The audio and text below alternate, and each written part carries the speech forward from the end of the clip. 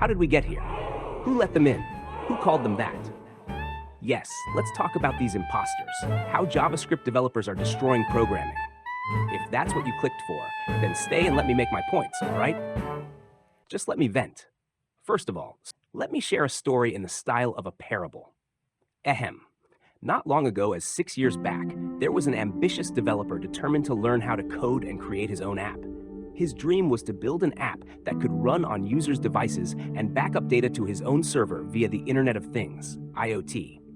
This young developer embarked on a journey to find the perfect programming language for his dream. In his research, he realized he needed a robust language for mobile devices and another for his web system's controls. But then, a brilliant idea struck him. What if there was a language that could do both? Yes, a multi-platform language. He turned to the internet community for answers, and to his surprise, he wasn't alone in this quest. Many others were searching for the same golden egg-laying goose. The power of algorithms began to guide him. Use jQuery. Have you heard about Angular? Stop using old libraries. Try React. And before long, he found himself immersed in an amazing community of JavaScript developers who claimed expertise, often relied on frameworks and libraries, and some who fully did not understand how the DOM worked. Before he knew it, he was 6 years into the future, and he was still learning, as the community kept introducing new things, new versions, and new hours to add to the steep learning curve. Too fast? Oh, sorry. I was not trying to scare you. But in the end of it all, he realized he needs his app to run on the server, so to make it platform viable, and he will have to pay for cloud services. Yes!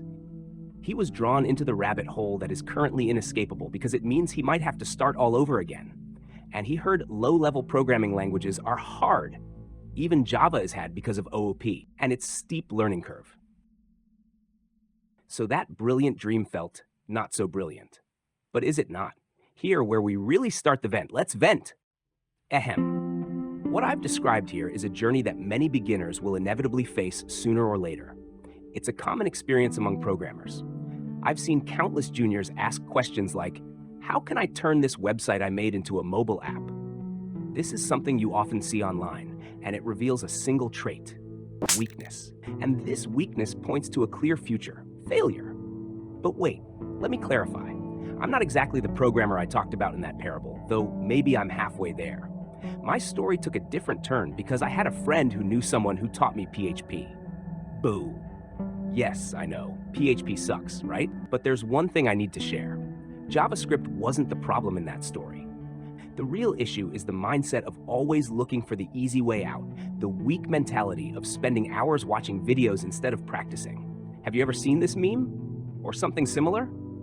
The problem is that we end up with developers who don't want to code, and suddenly, SaaS is everywhere. So let's rewind a bit.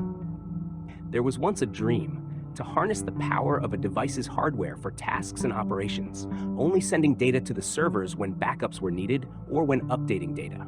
This approach could save millions if you have millions of users. So what went wrong? Where did we lose our way? This is a huge conversation, so big that I'm worried about the time. But if you haven't subscribed yet, what did you think about my parable skills? Please subscribe if it moved you, or just like so that the algorithm can do its thing and your friends can get this as well. Story time. Gather round, everyone. It's time for an epic tale. In a distant future, far, far at the end of the sun's reach, there was a planet. This planet had life, but one species was dominant and sentient. In a single millennium, the dominant species made various discoveries and groundbreaking innovations. Their greatest achievement came when they created an innovation so complex and detailed that it used lightning magic to determine existence or non-existence. This innovation came to be known as computing, and they developed a language for it to communicate through the thunder coursing through its veins and to store memories in a magnetic rock. As time went by, they continued to build on the innovation, and it became so sophisticated, yet cheaper than ever. Now, even a countryman could start his path to learning the language to communicate with the thunder. A decade went by, then another, and 3 more. And finally came a man in a suit with an idea. What if we sold this to regular people using these paper disks called floppy disks? Fast forward 2 more decades, and they had developed the innovation to send the thunder through the air. Well, it's obvious since thunder lives in the air, duh! But alas, that was not enough for the man in the suit. He said, "What if we don't sell them the spells? What if we own the spells and sell them the mana?" What? The mana? Preposterous. But it belongs to them. Well, they don't know that. They won't notice if we do it slowly. So the plan went into effect, and it became normal that the sentient beings no longer owned their mana. But it didn't stop there. Another man in a suit came along and suggested, "What if we make the whole magic system work for us? This way, we can control them forever and rule the world." One person asked, "What? But how?"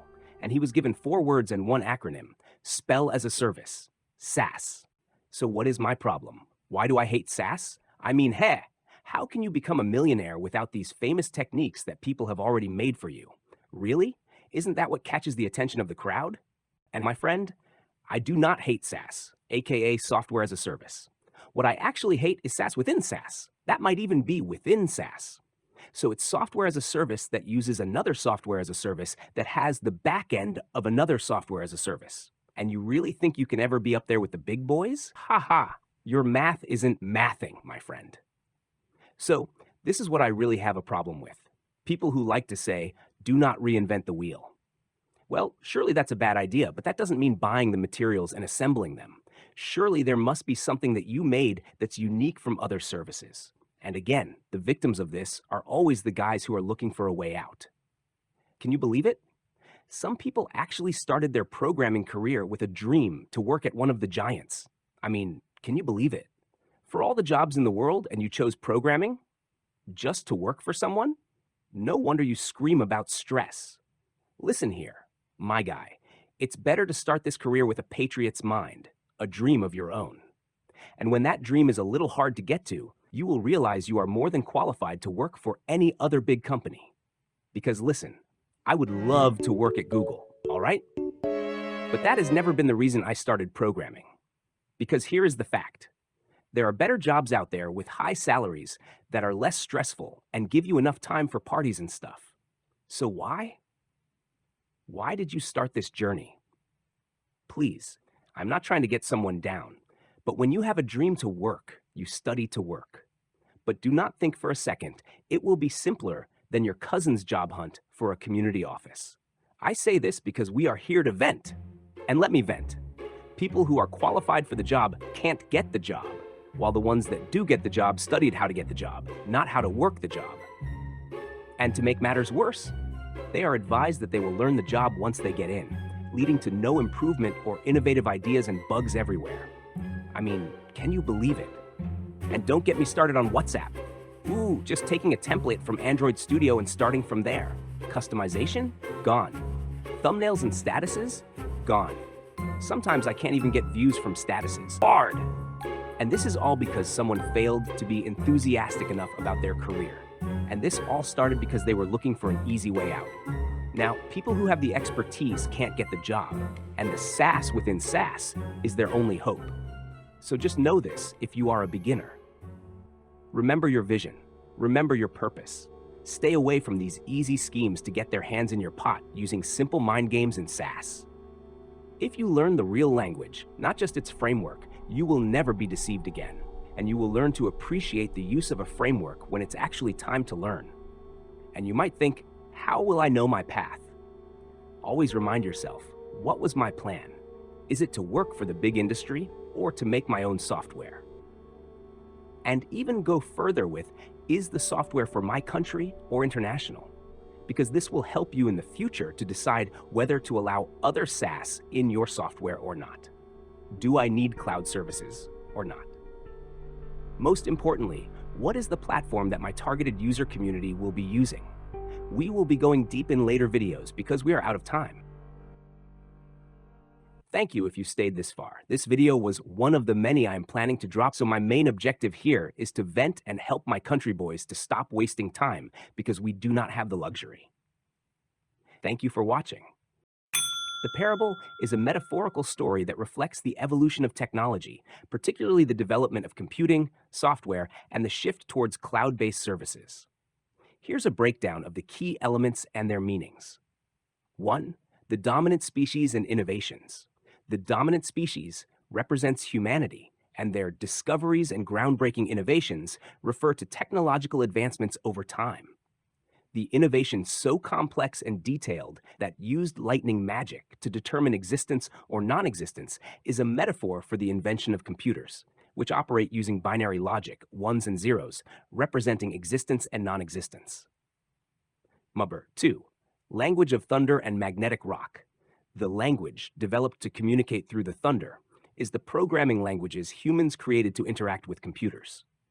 The magnetic rock symbolizes early data storage technologies like magnetic tape or disk drives, which store data using magnetic fields. 3. Accessibility and floppy disks. As technology advanced, it became more accessible. Even a countryman could start his path to learning the language, signifying the democratization of computing. The paper disks, called floppy disks, represent early physical media used to distribute software to the masses. 4. Sending thunder through the air. This refers to the advent of wireless technology and the internet, where data or thunder is transmitted through the airwaves, making information and communication accessible without physical connections. 5. Mana and SAS. The mana represents computing resources or software.